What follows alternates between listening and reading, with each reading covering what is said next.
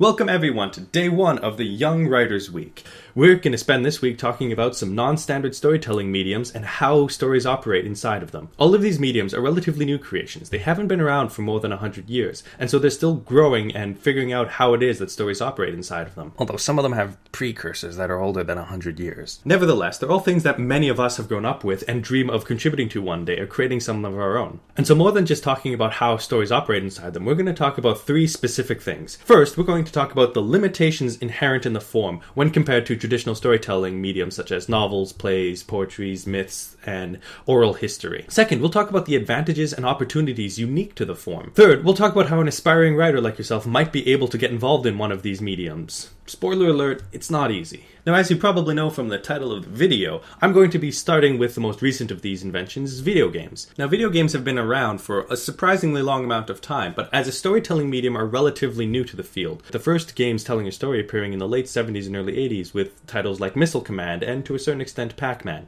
But a video game's true capacity for storytelling wouldn't be explored till much later, and some would argue it still hasn't been. I'm one of the latter, personally, but there's still been some amazing stuff. Now, obviously, the aspect of video games that stands out most is its interactivity. They are called video games, after all. And so the fact that they are games that also tell a story means that the way that these two elements interact are important for understanding how stories are told through video games. Because it is this interactivity with the audience that defines video games as a medium. If there's no interactivity, it's not a video game. And so this interactivity represents both the potential for storytelling and a lot of the obstacles that have to be overcome in order to tell a story. So let's get into it. First, the limitations. Video games as a medium have almost no hard limitations on the way they're able to tell stories. We know this by the way that they're able to mimic other forms of expression. You have text-based adventures, which are essentially create your own adventure novels. You also have extremely cinematic games like Heavy Rain that are very much like a movie, but with enough interactivity to change the way that it tells the story. You also have games that rely on an extraordinary amount of text and reading, like Planescape Torment, that develop more like a novel with its focus on character growth and internal monologue and world development. This potential for storytelling, however, is limited by the extraordinary amount of effort it takes to make a video game. Whereas writing a novel or a play only relies on your skills as a writer and a storyteller, making a video game requires access to so many secondary skills such as coding, graphic design, and audio manufacture in order to get the project off the ground. In fact, storytelling is often considered a secondary concern when making video games because the other skills take up so much time and effort, and because they're at the forefront of the audience's experience of the game. This is why so many video games have such a mediocre or even non-existent story, because all of the things it takes to make a video game exist in the first place take so much focus and effort that it's difficult to find the extra drive to make that game also tell a good story. For many amateur coders, making a game work functionally is a hard enough task. To also use it to tell a story can sound insurmountable. For larger developers, it takes so much money to make a game look appealing and engaging that it's hard to justify spending even more money to also use this game to tell a good story, when you're not even sure if that's going to make people buy your game about rocks and people shooting them. A game about shooting rocks? No one makes games about curling. And so with all of these limitations, telling stories through video games seems like a very difficult task, and it is, but it's worthwhile for many reasons. So number two, the advantages of storytelling in video games. So as I mentioned before, interactivity is the defining feature of video games, and that is also its core for storytelling. Because video games are probably the only mass market media that allows the audience some agency over how the story unfolds. The audience of a video game has an incredible capacity to make choices and be involved in the storytelling that can't be done in movies or in novels, and has only limited scope in plays and improv productions. Because everyone playing a video game is involved in the story that they're telling. Everyone has the capacity to make choices about what happens in it, and they control the way that they experience it to some extent. This is why in novels, the second-person narratives that talk about you and talk about you doing things are so widely avoided, because you don't know what the audience would or wants to do.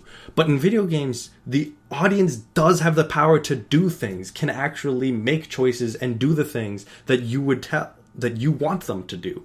And they feel responsible for it because they did it. They had the controller in their hands and they were doing the things. And so you can tell all of these second-person narratives that novels and plays can't actually do because of that disconnect between the audience's feeling of agency. You see a lot of these good second-person narratives appearing in video games. Video games like Spec Ops: The Line or The Stanley Parable.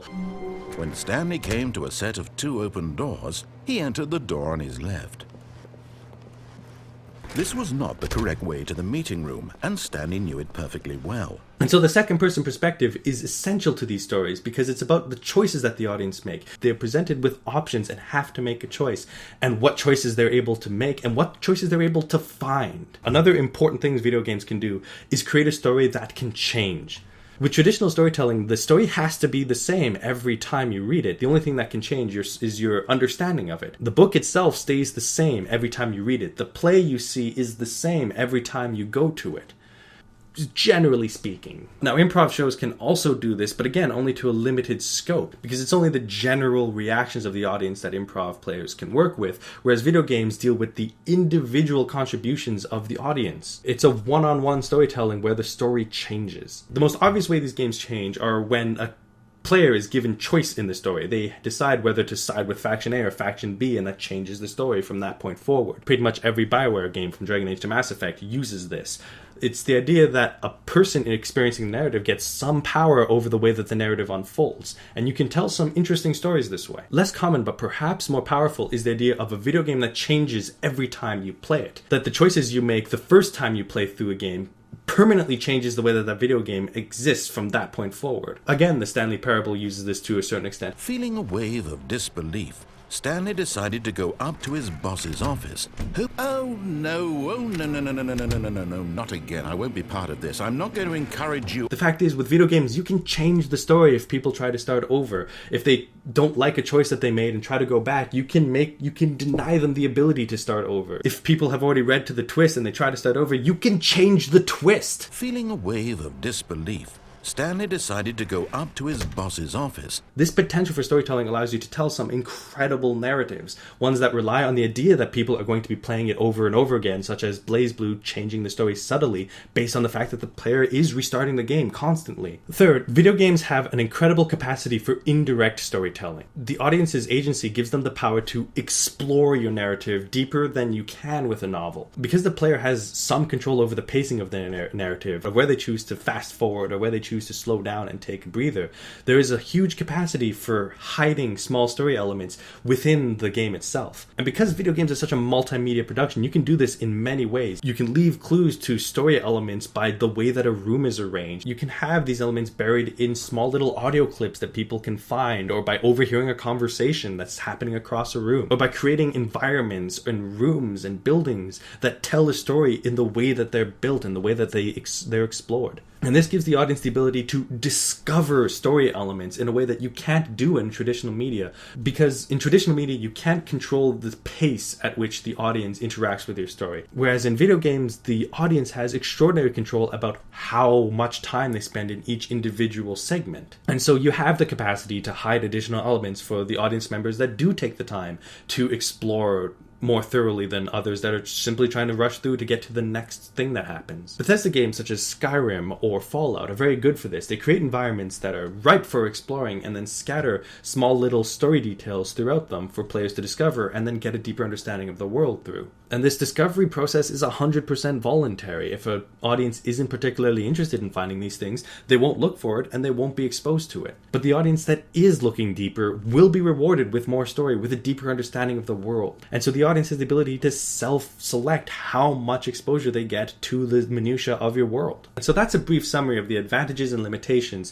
inherent in telling stories through video games. Now, the video game industry is a very tight-knit group and is difficult, if not impossible, to break in as a writer. There is a lot of competition of writers trying to get hired by the very limited amount of video game companies out there, which have even smaller writing departments than they have any other department. And so there is no surefire way to make your resume more appealing than another's. In fact, the only way to get in is often to know someone in the industry who can introduce you to people who are looking for a writer at that particular point in time. There is, however, a thriving independent market for small-time and independent developers to make and sell and release video games to a wide audience. The trouble here is that video games do require all of those secondary skills in order to make them exist. Being a writer alone isn't enough to make a video game. And so unless you have extraordinary abilities in coding, graphic design, and audio design and writing, you're not going to have the skills necessary to get a video game off the ground.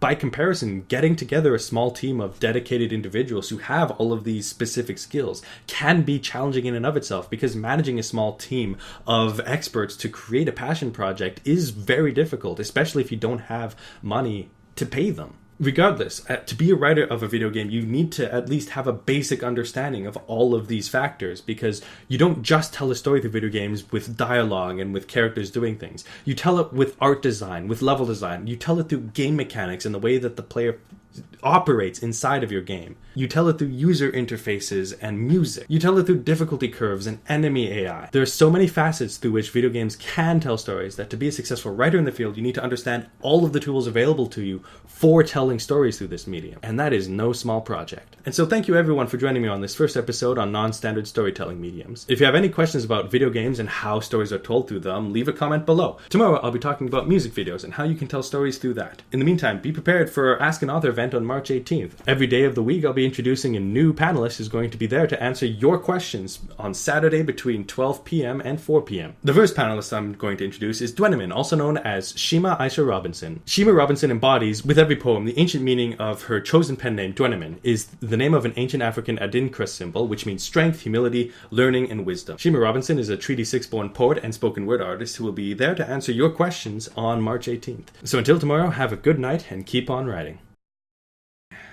Video games are complex. Like, more complex than I have time for. I don't feel like I talked a lot. Well, I talked a lot about cross-genre stuff. Like, I didn't talk about a lot of JRPGs, though, which is a remarkable amount of restraint on my side, because I could rant for hours about why Final Fantasy XIII was very good at storytelling in all but one aspect. The aspect being telling people what's going on, which seems kind of important because it kind of is, and it's a lesson in make sure your audience is on board before you start doing crazy stuff, because if they're not on board when you start doing crazy stuff, they're just going to get left behind.